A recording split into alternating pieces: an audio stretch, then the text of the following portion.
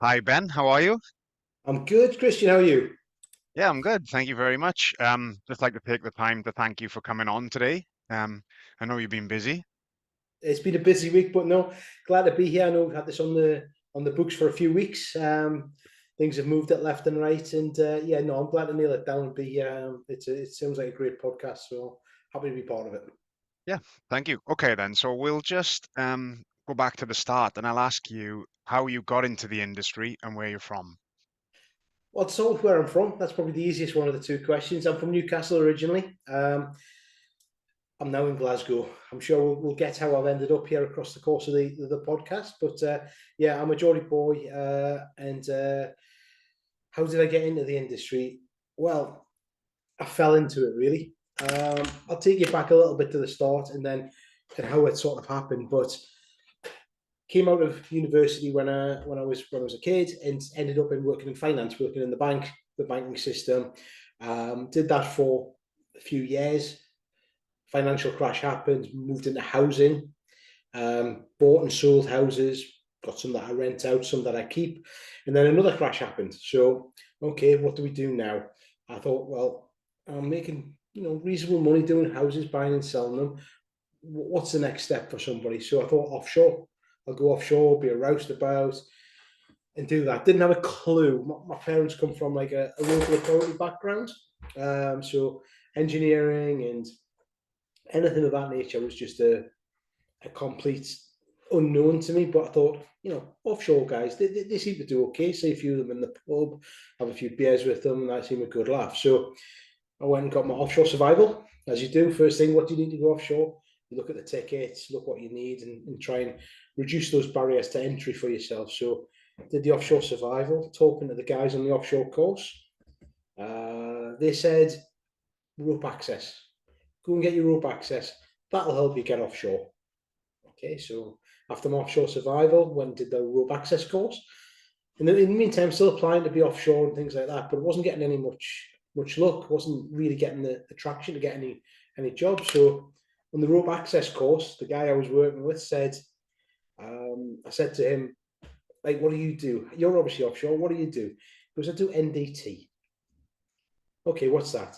And he said, I remember it because we just done the rope access rescue part, and we got down having a cup of tea and just having a chat really. And he said, they fly me out in the morning to an unmanned platform. I do half an hour's work here, half an hour's work there. Go and sit back up on the heli deck. Let the day pass away until they come and pick me up. I thought, geez, that sounds like the life for me. So what's NDT? Oh, well, you do a bit of testing. I do a thing called ultrasonics. Okay, how do I find out about this? And he gave us a website for TWI.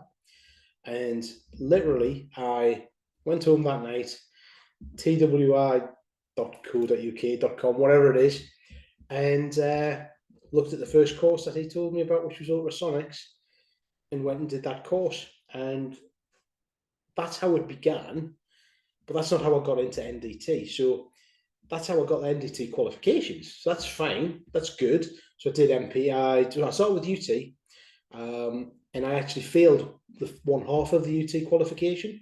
So I had to go back and resit that. And I was talking to the guys when I was there, and all the time applying MPI next, DPI, RAD. So I was quite well ticketed up with very little experience. And this is one of the most dangerous things in the business you'll find, that being ticketed up with no experience looks good on a CV to maybe get you in.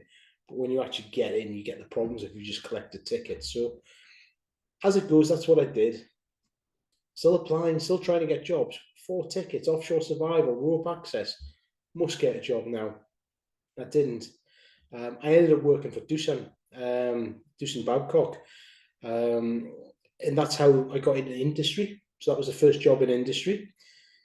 Working with them, working with the vessel entry team on the nuclear power plants, and before the first entry, I ended up speaking to somebody from Oceaneering, and he was just chatting as you do, and he said, "What are you doing here? Because you've got all these tickets. You should be doing NDT." I goes, "Yeah, I know, but I can't get a start." I gave my CV to him. He put the CV on the right desk. And I got a phone call the next morning, and I was on Hartlepool Power Station 2 weeks after that. So I think a lot of it's a little bit gated to get into. It's not what you know, it's who you know. But that's how I got into MDT. Yeah, Okay, so how old were you, Ben, when you started doing your tickets then? 25, six, something like that. Maybe Okay. maybe maybe 26, 27 actually. So yeah, it was interesting because, as I say, I started in banking, which has got nothing to do with the industry. And I did sort of housing development, so buying and selling houses, doing them up, selling them on. So you get a little bit of a project management element there. You get to start seeing some sort of trade life, which I'd never seen before, and then into it. So yeah, it was a different world really, and I enjoyed the change though. It's been good.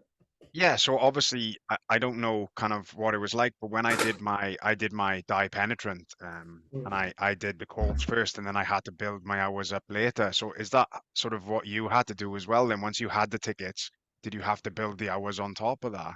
So yeah, there's a few different ways people do it, and I think maybe I was perhaps in the good old days when it was a little bit Hmm. easier, and you got to get a bit of hours by following people. And maybe it was always difficult to get the report signed off. That was the only Yeah. always difficult. Getting the experience, it's when you're working for a heavy industry guy, there's always NDT people passing through the different trades, and you get to spend the time with them. You get to learn and watch and do and understand, and that's kind of how I built my time up. But because I wasn't working for the NDT company, despite having the ability to stand there and do it and work with a guy to make sure I'm doing it right, to give pointers, to give some techniques, it wasn't the same because you couldn't submit that report. So it was always a little bit difficult to get that ability to get the sign up. But you get there and you spend the time, and when you are cleared and when you do get that actual sign off for the level two PCN, you're in a far better position. And that's probably why I wasn't getting the call back, because I didn't have that hours time sign off. And it took a while to get to that point. So you're absolutely right. It's a crucial part of it, and it's one of the hardest gateways to break. But I know Atlas, who I work for now, are doing a lot of good work with trainees, Okay. as well as apprentices. I'm sure we'll come on to, but to give them that start with the ticket, but get them up on the hours as well. So it's a really important part of the development of these guys as well. Yeah, because that's kind of what I remember thinking. Well, I'm going to spend the money on this ticket, but then how do I build my hours? I was just lucky I got my first start as a welding inspector, and they basically allowed me to build my hours there. But obviously, everything had to be signed off by a level two. Um, How you know, old were you when you got into this industry? so I did an apprenticeship at 19, but then I did my C-SWIP around 2 years ago. I when I came back from traveling, I decided that I didn't really want to didn't want to weld anymore if I could help Yeah. it.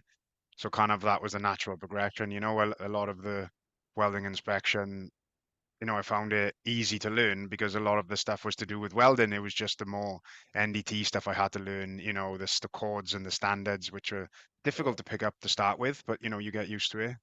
Yeah, I did my 3-1 welding inspector. I can't remember. It's lapsed since then.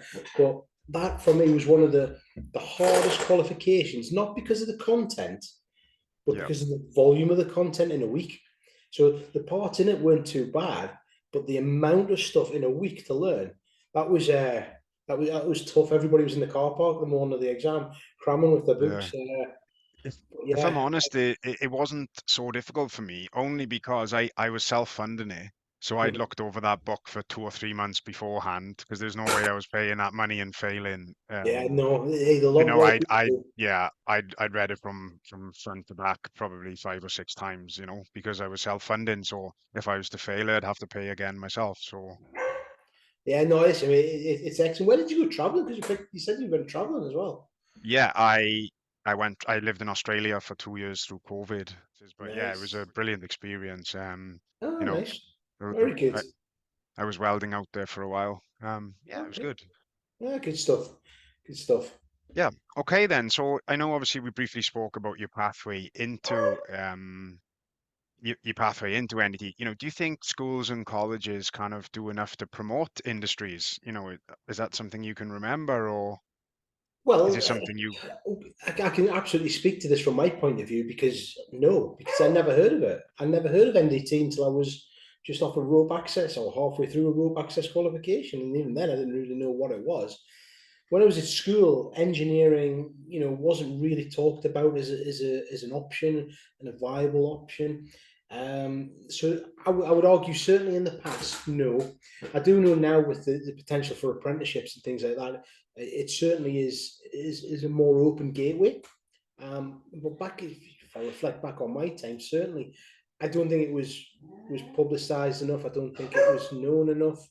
I think there's a lot more that can be done even now. Okay then, Ben. So, for anybody watching or listening now who's interested in NDT, how would you say if you're looking to get in the industry, what sort of advice would you give somebody?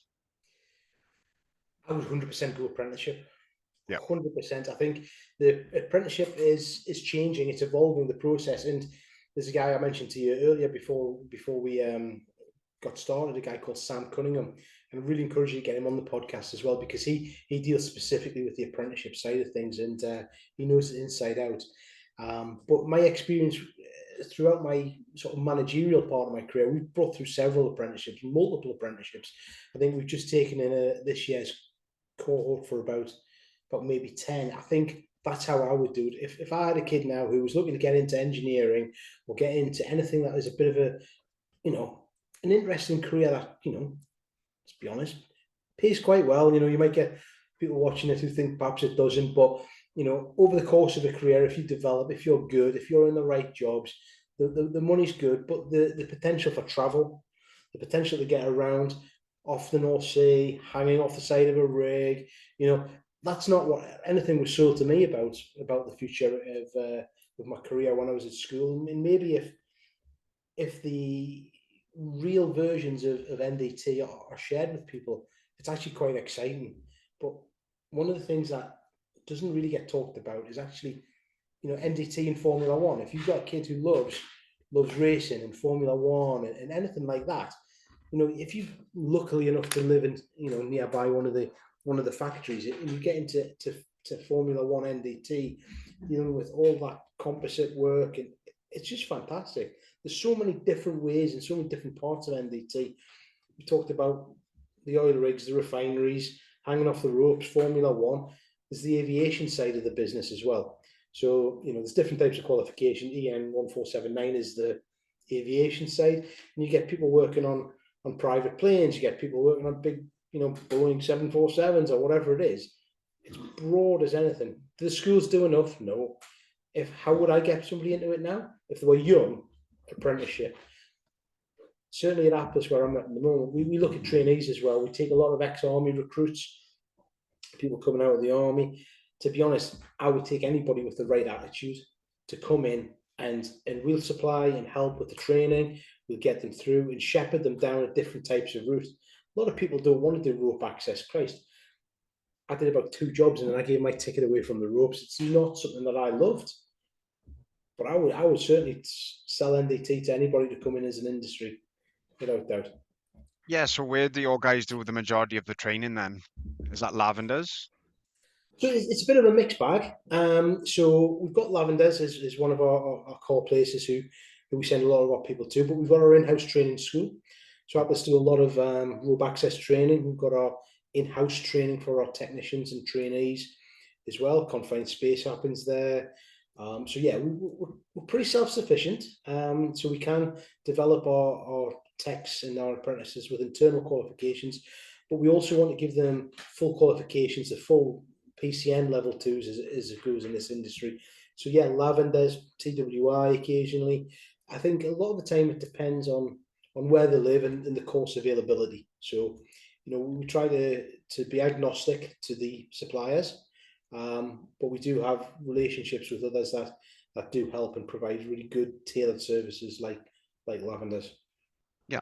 Okay, another question I have for you then, because obviously you mentioned PCN, but I know you can have PCN, C-SWIP, and ASNT as well. Could you kind of explain the difference between the three for myself and anyone listening? Yeah, of course. I'll do it as best I can. I probably don't have the Yeah. full technical part of that, but if you look at PCN, that is the typically gained qualification. That's what all of my core NDT tickets were in PCN, which is provided under the BINDT, the British Institute of Non-Destructive Testing. They issue the certificate on behalf of PCN. So that is the traditional one within the UK that 9 out of 10 people will have for their NDT qualification. What was the next one on the list? ASNT?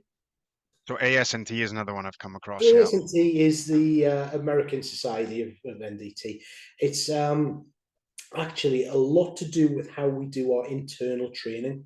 So you can get full ASNT level 2 and 3 qualifications, which are relatively equally understood to be to the PCN. PCN's probably got better branding, if I'm honest, Yeah. and recognition throughout the UK. But our internal written practice, which is how we train our people internally, is actually written to SNT TC1A, which is part of the ASNT umbrella, really. And then CSWIP is the welding side of things. You're probably more familiar with the CSWIP side of things, but we Yeah. do have we've got guys with level 2 long range UT under CSWIP.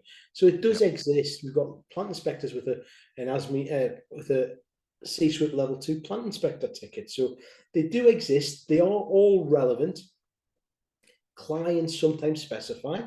Yeah. And if you were to say which one should I go for in the UK, I would typically say let's go PCN through BINDT. It depends really where you are, what you're doing. UK wide, I would say stick with PCN without doubt. That's where most of the training schools do that. CSWIP for your welding inspection, although PCN do a welding inspection qualification. I would Yeah. argue the CSWIP one has got better branding, if you like, and better Yeah. recognition from that side. I think it's a mixed bag. If you wanted to say core NDT, PCN, if you want to say weld inspection, CSWIP. That's kind of how I would define it. Okay, yeah, good answer. Because I've just seen when I sat my dye penetrant, they said, "Do you want a PCN or C-SWIP?" But all my mates who had NDT tickets had PCN, so I chose PCN. That was the reason It's why. far more common. I think when you get into Yeah, the inspection side of things, you've got for vessel inspection, you've got API 510, okay, which is an ASME one. And then you go, okay, well, there's also a C-SWIP plant inspector course. What does that get you? What's the difference? And it really is one of those mixed bags, and that's a far more closely fought qualification. So there's ASME level 1 plant inspection, there's C-SWIP level 1 plant inspection, but now BINDT, and I could be wrong, but I think it's under PCN as well, are doing a plant inspection qualification. So they're all in the plant inspection field, having a bit more of a close fight. In the UK, I think it's quite clear that it's the PCN that kind of takes the lead, though. could you tell us a little bit more about sort of your experiences with the NDT then? I know you said you were at Oceaneering. Can you Yeah, tell me a little bit about that? yeah. So started Oceaneering on the nuclear power plants on Hartlepool. Did a shutdown there. Um, it was a kind of a baptism of fire a little bit. It's far more controlled and it's far more measured than perhaps a refinery would be. You go through a lot more mentoring. You go through a lot more reviews of reports on there. So it was a great place to learn. You always kept your standards high, and it was one of those sort of things where you're a bit scared to go out of line. Plus, you're in the middle of a nuclear power plant, and it was like, this is crazy. And you go through all the security checks and the clearances to get the ability to go on there and work. So that was a great start for it, really. But after that shutdown, I got moved to BP Kinneil at Grangemouth. It's now INEOS. But I went up there for 3 weeks and ended up staying for, I think, about 2 and a bit years. So it was quite a move. Moved up by myself for the first time living away from home. 26, 27 wasn't a problem, but it was a new way of working. Got away, spent time doing shutdowns. The couple of rope access jobs I did were actually on there, working on a different type of site to a nuclear power plant, typically clean and pristine on a power plant, where it was a bit more dirty and rough and ready, doing a lot of works, just kind of get my craft a little bit, a more broader sense of the industry, shall we say, and working with a lot of different type of people. So that was fantastic. Went from there to the dockyard at Rosyth. Worked on the aircraft carriers, the Queen Elizabeth aircraft carrier, which is now in service. So that was pretty cool. Getting inside the bottoms of these ships, looking at the different weld structures and doing all the different testing. It was great. Freezing cold in the winter, trying to touch massive plates of metal is not a happy experience, but it was good fun.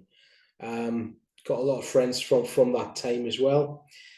After that, went to Grimsby, but that's kind of when my NDT sort of journey ended.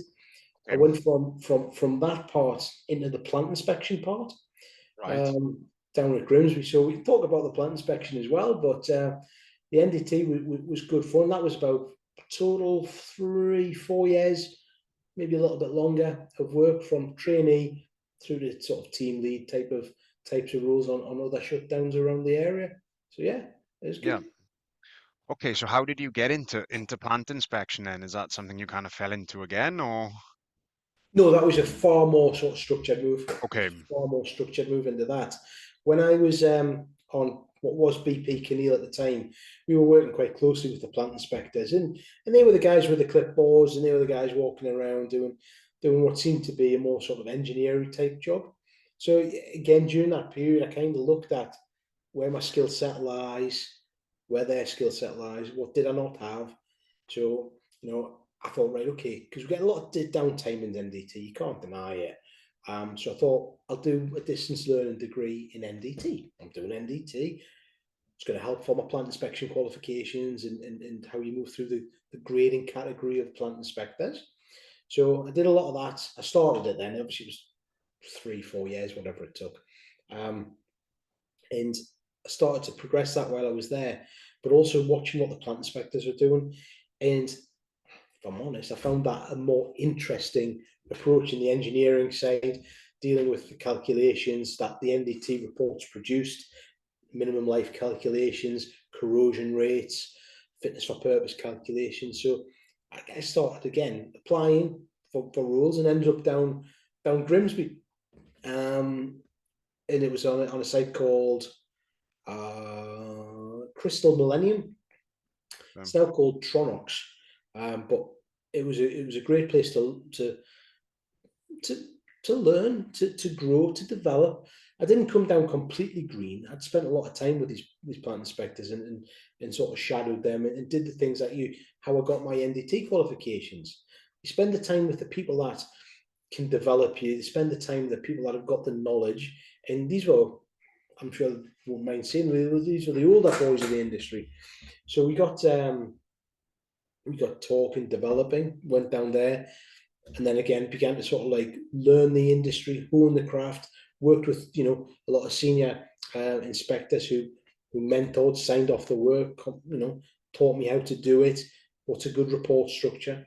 Spent 3 years down there during the week and came back for weekends back to Newcastle and got a job offer working on a plant called Sabic on Teesside.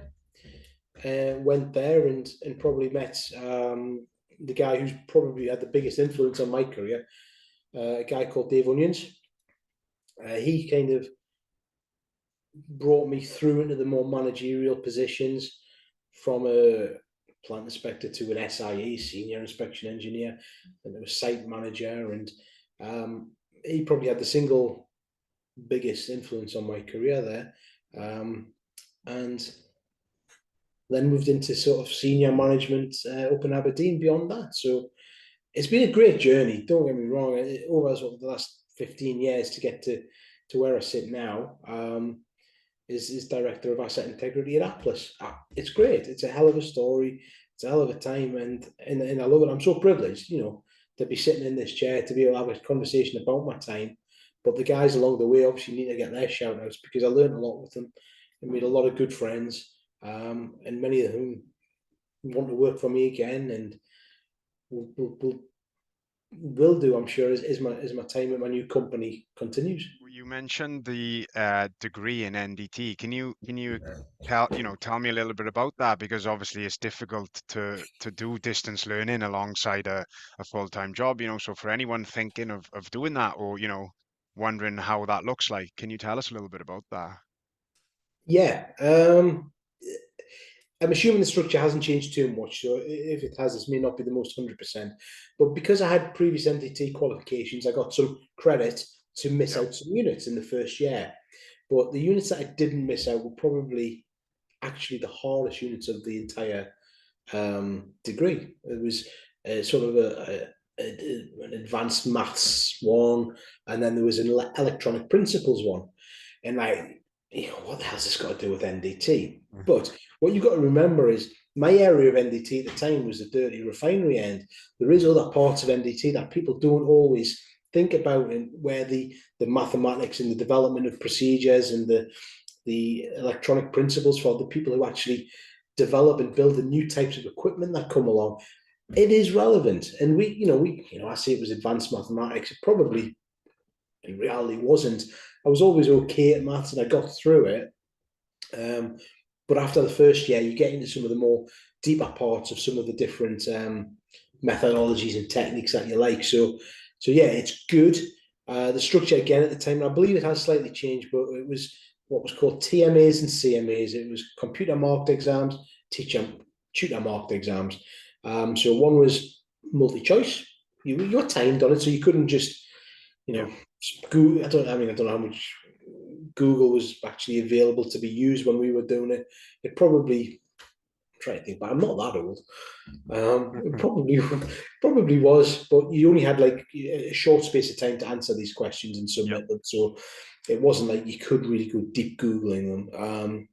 But the TMAs, the tutor mark ones, were essay based, and you had to show your homework, and you had to put your calcs down, and you had to develop your answers and your thoughts. And that was really good. That was really entertaining, but it was time consuming. If I'm honest, the bits between the exams weren't too bad because NDT does have downtime, and if you choose to apply something to that time, then it's great. I chose to do it. A lot of people were doing whatever they were doing, reading a book, listening to music, having a kip, whatever it was. But I chose to do that, and I managed to get the reading done. I did it on night. It's not easy, you do have a job and you do have to work sometimes, and spent, I think it was 4 years all told, or 5 years, 4 or 5 years all told, with 1 year of that being, one big module of that being your sort of dissertation type module. I think it's called technical project. Okay. And I ended up doing that when I was at Grimsby. And I did it to do with plant inspection and risk-based inspection, the difference between RBI approach and the linear time-based approach. It was good, but it was the last year and it was an effort because I'd got my degree, so I got that, but I did my honours degree, Okay. and it was you'd got your degree. Do you need to go for it? I did, and it was hard slog because it was that last thing to do, and it was it wasn't like a long project. It was like I don't know, but it wasn't a big wide dissertation that takes forever. It had to be a sharp project with I don't know 10,000 words maybe, so it wasn't a lot. I can't remember the number, but it wasn't a lot of words that you had to play with. But yeah, it was good. It guess the question becomes: is it valuable? Has it changed my life? Because I went into plant inspection and then moved up, and then I went into my professional qualifications like chartership ultimately, but the incorporated engineer before that. The categorizations for plant inspectors, Cat 2, Cat 1, that's where a relevant industry qualification becomes not an absolute essential, but it's another tick in a box to make sure you get there. So I think if you are academically minded and looking to progress in the industry, it's got its value to it, yes. If you want to take it as something just to tick a box, maybe maybe do it, maybe not. If you're not academically minded and don't have the time to apply yourself, you can progress through the industry without it. So it covers everybody. Yes, no, maybe. Yeah, look, it sort of just comes down to what you want to do yourself, you know. As you said, you know, other people might have been sitting there listening to music, watching, but if you wanted to apply yourself and progress, then there's nothing, you know, that's great. And everything you do is only going to be, you know, only going to benefit yourself, isn't it?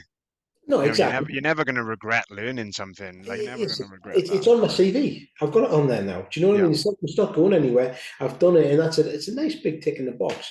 But I'm actually curious for yourself. What's the other side of the world like? What do you have to do? Did you get a degree? Is the Yeah, qualification no, so still? I obviously I did my apprenticeship, never did anything after that. And then when I did my C-SWIP, I kind of got the bug for it. I got kind of got the bug for learning again. So I'm doing my HNC in mechanical engineering through Mm-hmm. Teesside University currently. Okay.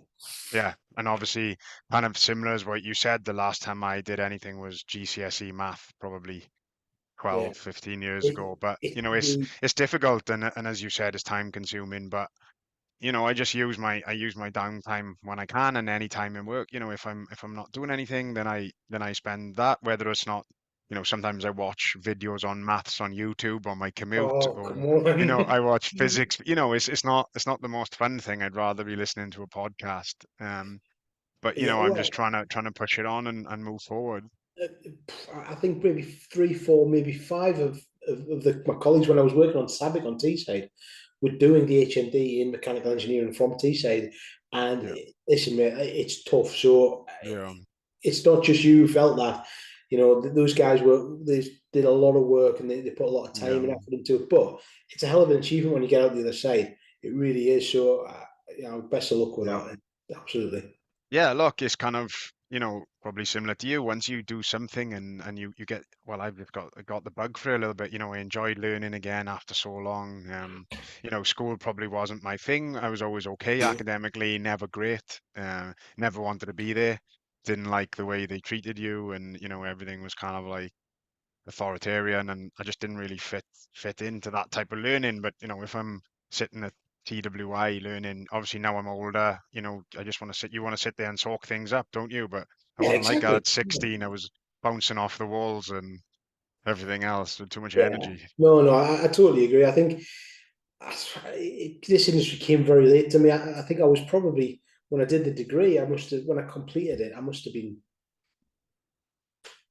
31, maybe. I can't remember exactly, but that's Yeah, like 10 years ago. And it's you come to things at different parts in your life, and I think could I have done this NDT degree when I was at school or finished school and went to uni? Probably not. It wasn't. I didn't have it, but when I was in the industry and it was relevant to what my day to day job was, it was far more appropriate. It was far more interesting. yeah, So yeah, no, I'm just trying to decide what I'm going to do next. I haven't done any real learning. I've done my recertifications and I've done obviously a lot of the general stuff for a company. The code of ethics, whether it's the health and safety courses at work or site inductions, but I haven't actually gone and done a real next step of learning. And I guess that's kind of like probably a master's if I was to go and do something. And I'm trying to decide what I want to do. I want to do something that's, I guess, relevant to where the industry's going, whether that's the renewable side or carbon capture or hydrogen or something like that, or do something for me, something completely left field, something different. No yeah. idea what that's going to be, but I'm getting that sort of itchy feet to try and get back into the level of learning and try and do something that's interesting. So I don't know. We'll see what it's going to be. Can you tell me a little bit about professional memberships? Do you have a membership through BINT? And obviously, I know you mentioned the Engineering Council one as well. Yeah, yeah. So I'm a member of BINT. I have been for most of my time. Um, it's a funny one because not a lot of NDT technicians take the opportunity to go for it, and I think it suits different types of people with different career paths. I think if you are looking to progress, a membership with a professional body is really important. It's one of those things that actually does define you differently when you go for an interview for perhaps more senior positions. It does change the interaction you have within the industry. You know, if you are going to the branch meetings, if you are speaking to different colleagues, you do get a different exposure to different things. It comes with other membership benefits and things like that as well. So there is that other part to it. But I think the engineering council was probably the most important one. So when I went for my BANDT membership, I also went for my engineering technician as well, which is the first entry level to the engineering council part. And that came quite easy. I didn't have to do a lot for that because I had a CV which stacked up pretty well. The quals were there. Happy days. There's your engineering technician one. So that was good. Nice to have it on your CV. Nice to have it on your name. It also helps for plant inspection as you move through the grades. But the next one's incorporated engineer, and that's a lot harder. You have to do a far more detailed application. That application probes, I don't know, maybe 10 different areas, from health and safety to professionalism to loads of things. I can't remember now, but it's a far more essay-based response, but you need to provide evidence as well to show that you are operating at the level of an incorporated engineer. You submit your application form with your 100 quid or whatever it was, and then it goes into a professional review. So a group of peers who are in BINDT, and this is kind of where it kind of circles back on itself, will review that. Is it up to the standard? Is there any weaknesses? Is there any areas that are needing improvement, or is it not quite ready? Send it back with feedback. So it goes through that sort of professional review. I think there's like a committee of a number of people that actually make a decision whether the application's strong enough to go for a professional interview. So a corporate engineer is a far different approach. I remember mine was at Rolls-Royce in Derby. I went down one day, got my shirt and tie on, and went down and I'm from a dirty site. I'm from the refinery network, and I'm from, chemical plants and all this sort of stuff. And I turned up at Rolls-Royce, and I was met by, I'd love to remember the guy's name, but I can't. And he's in his white lab coat and things like that. And he was Doctor Whoever. I was like, oh, Christ, this is going to be, tough. And we went through and we introduced to the other person. And when we had the meeting, and it was very informal, but it was very structured informal. A bit like a podcast, a bit like, there's a method that you talk through and you get to the end and then, it's all good.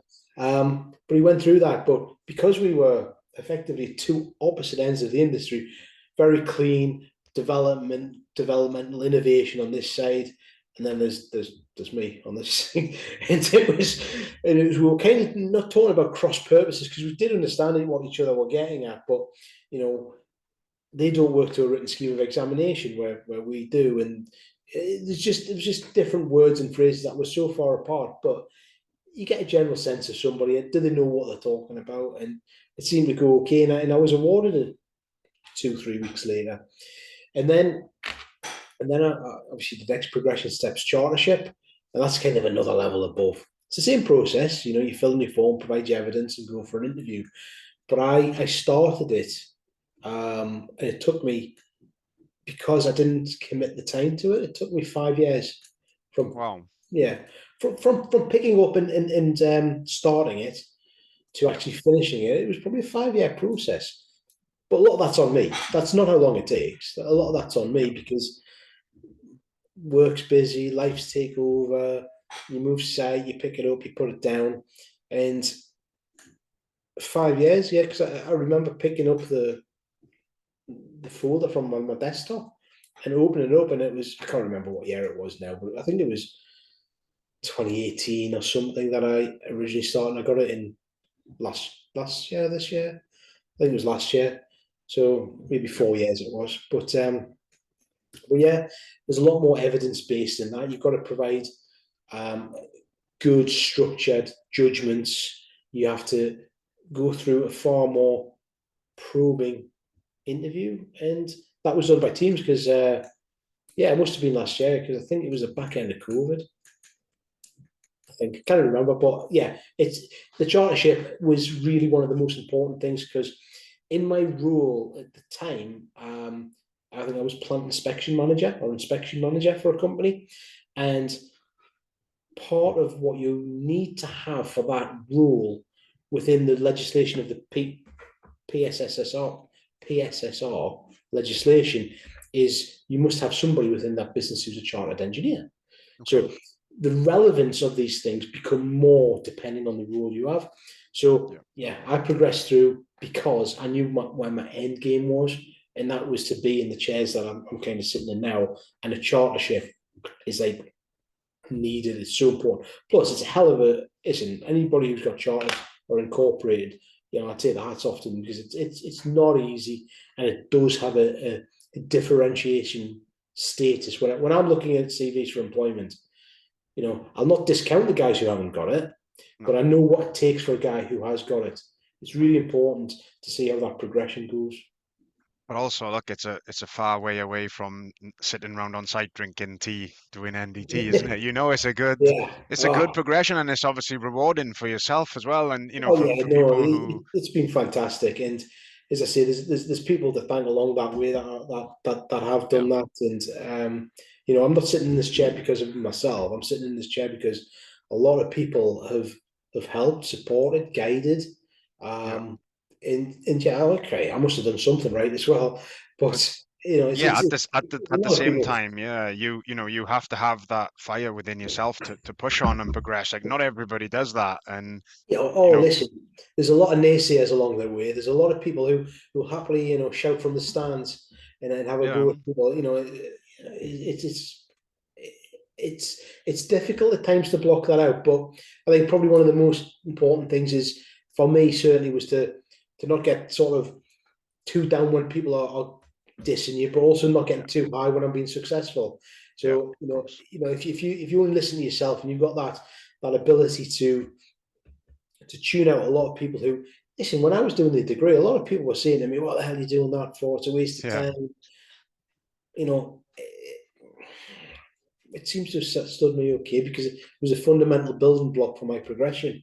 But a lot of people, on the other side, are giving you so many plaudits and all this sort of stuff, and that's great, and some of that's justified. But I don't I don't listen to the cheering at all. I probably tune the cheering out more than I tune out the people who are having a pop and having a go. I think it's a lot easier to probably maintain my level in terms of myself to yeah. do it that way. It's a tough job, and I like to build relationships. I like to do things the right way, but I don't want to. I don't want to be applauded and take that Yeah. is a big thing. I do my job, and that's what it is. So what about your NDT tickets? Do you keep them up at all, or is that something you haven't done for a They've while? gone. They've No, gone. They went after 10 years. So it was probably about 5 years ago, give or take. I yeah. went through a big decision, to drop them because if I was going to give anybody else any advice, don't drop your tickets. Don't drop them, yeah. Don't drop your tickets. Make your company pay for them. Make your company pay for them. Um, for no other reason now than I'm thinking about doing a level 3. Okay. I'm going to have to go back and get my tickets, or for that method at least, um, first. So you never know what's going to come down the line. You never know what the business needs going to be required for. I mean, in reality, do I need it? Probably not. But it's an interesting part, and I like to keep myself as up to date as I can do.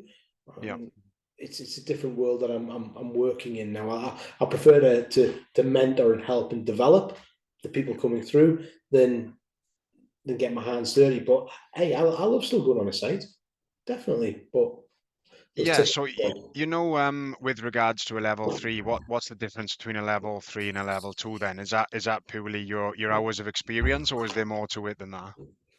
More to it than that. More to I it than think that. that there's obviously an element of needing to have, again, I don't know what the numbers are, but there's an element Yeah. of needing to have additional time in training towards that. A level 2 is really your main ticket to operate as an NDT technician. You can sign off reports. A level one can't sign off their own reports. Level two can. So that's kind of those differences. The difference for a level three, you get to sign off and approve procedures. So you can Okay. develop a procedure that is in their technique sheets that are to go associated with that. Level two can write them and develop them, sure, but to have that actual sign off, that comes from a level three. It also shows a level of industry expertise. You can be, or we can class somebody quite comfortably as a subject matter expert within that. They can write procedures for other people as well. So it happens we write a lot of procedures for different companies. Our level three can support different clients in that nature. So it's a really good um, it's really good development for the people. But not everybody wants to have it. Just because you've got it doesn't necessarily mean you're going to be paid more to do your day-to-day job. Yeah. So you've got to really decide why you'd want to go for a level three. It's kind of one of those things. If you are a really strong technician with a real interest in that subject, sure, yeah, go for it.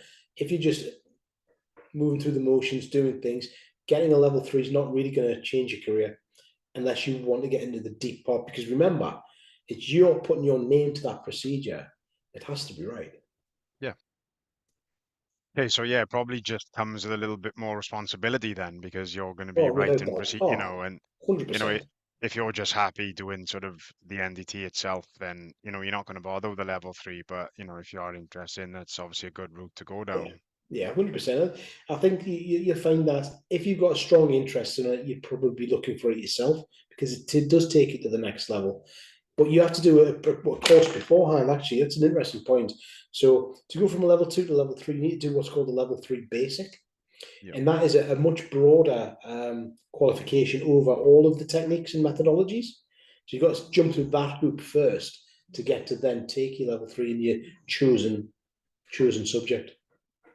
Okay, then. So if you was to give somebody coming into the industry today a piece of advice, what would you give them? A new apprentice coming through the door, or someone in college looking for a start? Well, here's the thing about the industry at the moment. It's booming. Yeah. It is booming. We've got a skill shortage. Within this industry, there is a massive skills shortage. What happens when you've got a shortage of skills? The wages go up. So that's a great thing. Really is a great thing. Um, I want to pay my technicians as much as I possibly can. We have to get our clients to pay us the difference. So we always do, and we always have those conversations with the clients. Markets change, cost of living, annual increases, all those sort of things are what goes on. But there is a shortage now. So it's a brilliant time. If anybody who's listening to this has got kids who want to go into an industry that's growing and booming and is going to have growth, certainly, let's be honest, oil and gas is going to see my lifetime out. Renewables is on a growth, though, so there's a whole new pocket to go into there. Nuclear power plants are still getting built. HPC, Sizewell C. This industry Yeah. is booming. So that's the first thing. So if you want to go into a growth industry, that's that. The second thing is, what would I say to the person when they got in?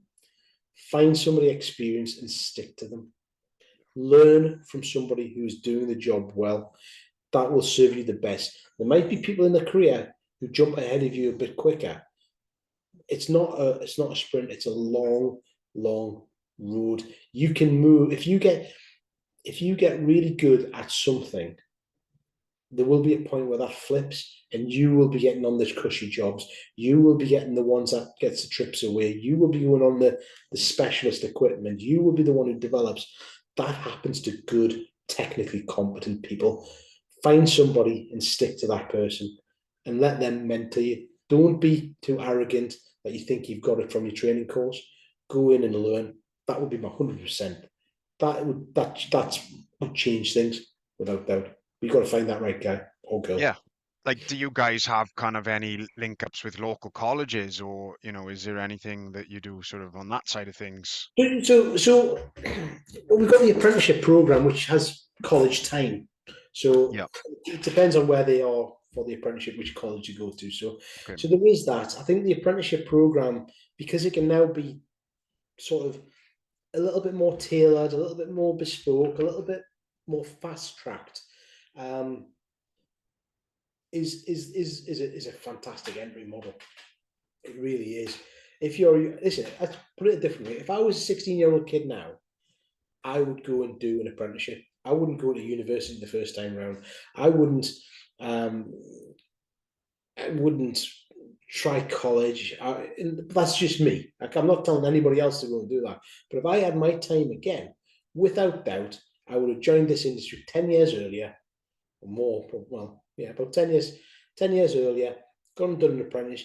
Came in with that knowledge and experience. And I would have known what NDT was, and UT, and MPI, and RAD, what that would have been. I probably would have got maybe a bit more exposed to the advanced side of things, which we do now, and that's fine. I've got a good, I've got a great team of people under me who are those intelligent level threes who are Yeah. working, and they're the ones that do the magic on the sites, and they're the ones that create these different techniques and methodologies to go out and do that.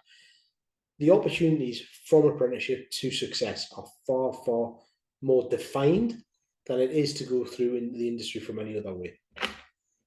Okay. Great. Great sales pitch. It's true. It's No, true. it is. Look, That actually, do you know what it is? You talk about sales pitch. If I was to go and do any of the talks into the colleges and in the classrooms and the schools, I would take them pictures of what NDT actually is as a job. yeah, Not if I describe to you, well, I'm pushing a probe back and forward, and it's a screen that does this, or I've got a magnet and I do this. It's not the same as a guy dangling off the side of an oil rig in the middle of the North Sea with waves splashing around, and you've got this probe, and you're looking at this, or you're working on a Formula One car, or you're working on the side of a plane. It's a completely different narrative to what I think is being sold to people. I think if you're talking about how you sell something to somebody to grow a massive skill gap, you start there. You start at how you are trying to tell these people what the job is. Send somebody in who's actually on the jobs now. Go on LinkedIn, and how many people are dangling on a rope off the North Sea as a rope access tech with a picture on them? If that's not yeah, appealing to a lot of young kids coming out of school, and then you go, oh, by the way, you've got easy opportunity within by the time you're 23 to be doing. I don't know. I know. Listen. There's technicians out there doing well over 100 grand. Let's put it like that, and yeah. that's within 5 years of joining the business. They put the hours in. They work away. It's not an easy life. The money's good. The things that you do are good, but really, for me, it's a career that you can go. But that's how I see it. Yeah, look, it's difficult probably a lot of the time to explain what it's like to be on site, in the different conditions, whether or not there's heat or, especially shutdowns, things can be manic, things can be boiling hot, sweaty down in the basement. So it's not all great. It's not all like Oh, fun but those kind of experiences help build your knowledge and they that's just what the industry is about and they stories that you'll tell to people 5 years down the line or you'll remember with friends we were on this job and we were stinking dirty and we were yeah. soaking wet and whatever happens because you have those jobs. No, of course, and as I say, from the first jobs I'm on, I'm still talking to some of those people. Yeah, it's From my later jobs when I was that manager and I brought them through, they've moved from company to company with me because yeah, they get the culture and they get what you bring to the table, and it's a level of professionalism, it's a level of being able to deliver and do the job right, treat the people right as well. If you can treat the people with respect and understand what they're doing and how you can help them, because for me, the guys that I had on some of my jobs and contracts, it's not only, yes, you're there to do a job, but everybody's got a life going on behind the time when they come through those gates, and you've got to understand what they're doing, and you've got to be caring, considerate, and do the right thing. If that guy's got having trouble at home, do we know about it? Can we make sure that they are out there and getting the support that they need? Are they really struggling on something, and can we support them? It's a different, I think I try in managing a different way, but I think you've got to have the respect for the people that are coming through, and they will, as I say, loads of them follow me from place to place, and that's because it's a good job, and if you get it on it with a good team together, it's one of the best times you have. It really is. Yeah, look, mental health is extremely important now. And as you said, you don't know what people are going through, but those kind of times or shutdowns when you're all there together and you have fun, you're having a laugh and a joke on lunch and on breaks, that's kind of what gets you through, isn't it? Because you're not certainly always enjoying work when you've been there for 3 or 4 weeks and you haven't Absolutely. had any time off. But it's that camaraderie and that you're all in it together. Someone does something stupid or somebody does something funny and Yeah, oh God, you're all yeah. having a laugh and a joke. Yeah. It's great. I think I was looking because the first things I went on to were shutdowns, Yeah. and you do get sort of thrown in at the deep end, but what you do is you do come out a lot better rounded technician at the time. You do know a lot of people, and as I say, hanging on to those good people is so important as you move through your career. Chat with me. It's been great to chat. It's been great to get sort of, the other side of things because obviously work as a welder, work alongside the NDT technicians all the time. Most of them are normally quite lazy. Yeah. Nah, I'm only messing. You We're, always we're have the the, banter between the two, don't they're the you? ones that cause you all the trouble when we do the testing. Yeah, I know. Yeah, look, but yeah, it's something I've wanted to do since the beginning of the podcast is to, get the side of somebody from the NDT because as I said, we work so closely together. You never really weld anything without some sort of testing, so it's an interesting process. As I said to you, I did my DPI, but I'm probably not and potentially one more PCN I'd like to do. It's nice to have two, I think, on the CV. So Which there's one do you something. fancy? Which one would be I next? don't know. I'm not quite sure. Obviously, MPI would probably be the natural one to do, but normally MPI and DPI. But just If I haven't been working on anything carbon steel. That's why I haven't done I it. guess if you're wanting to get something that's going to give you a more rounded understanding, Yeah. I would go for ultrasonics, weld Okay. inspection ultrasonics, 3.1, 3.2. It's a tough one. Yeah. It's one I did first, and as I say, it's a one that I did fail on the first time round. Well, half of it I failed, but it's the one that's taught me the most about the weld, the bevel, the shape, and how each Um, run pass changes. So I would probably look at that one if you were to go for one. okay, then well, it's definitely something I'll take into consideration. And like a lot of it is, if I knew I needed something for another job, then I would probably self-fund that. That's Mm. kind of the route I'll go down. But no, it's been great to speak to you. Obviously, this episode will be released in a couple of weeks' time. I already have a couple pre-recorded, but for anyone listening, please, like and subscribe to the podcast because, the people who watch it and the people who take the time out of the day to share on LinkedIn or to share or like, obviously they help to build and then I get to speak to other people and get other people to hear the podcast, which is what we're trying to do. Um, Yeah, no, listen, I've really enjoyed it. It's been good to chat, yeah, and I think I've got a couple of people I can put your way for further podcasts yeah, who will give you some really good insight into the apprenticeship side of things and some other bits and pieces. So I'll say thank you as well. It's been good. I've enjoyed it, yeah, and we'll catch up soon. yeah. All right. Thank you very much, Ben. Thanks for taking the time. Cheers, Cheers. then. Bye.